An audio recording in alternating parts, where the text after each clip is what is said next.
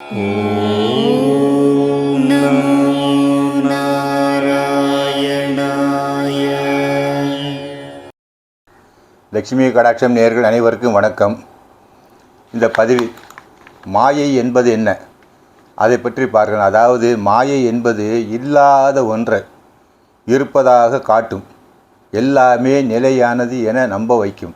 அதாவது இல்லூஷன், ஆங்கிலத்தில் சொல்வார். இல்லூஷன் என்றால் இருக்குது ஆனால் இல்லை.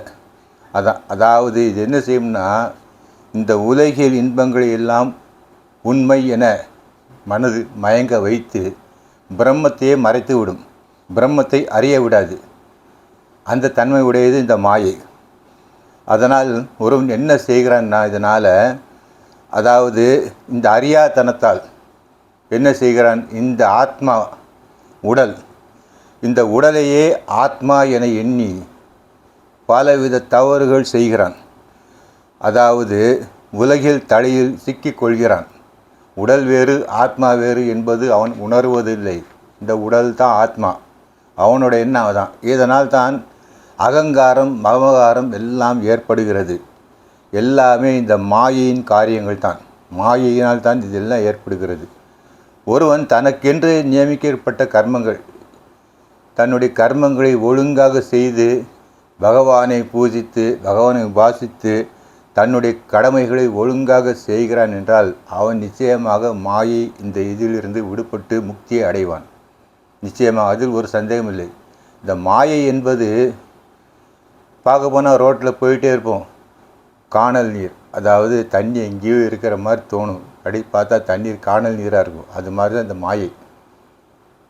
எல்லாமே இந்த உலகில் எதுவுமே நிலையானது கிடையாது, எல்லாமே நிலையற்றது. ஆனால் இதுதான் முக்கியம், இதுதான் நிலையானது நம்ப வைக்க. பார்த்தீங்களா, அந்த மனசு அந்த அளவுக்கு அது தடுக்கும். மொத்தம் பார்த்தோம்னா இந்த சாத்வீக குணம், ஒரு மனுஷன் சாத்வீக குணம், ராசத குணம், தாமச குணம், 3 குணம் இருக்குது.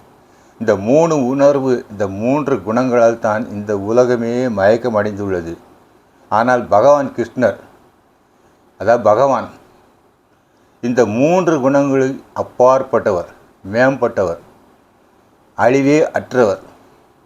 இந்த 3 குணங்கள் கிடையாது.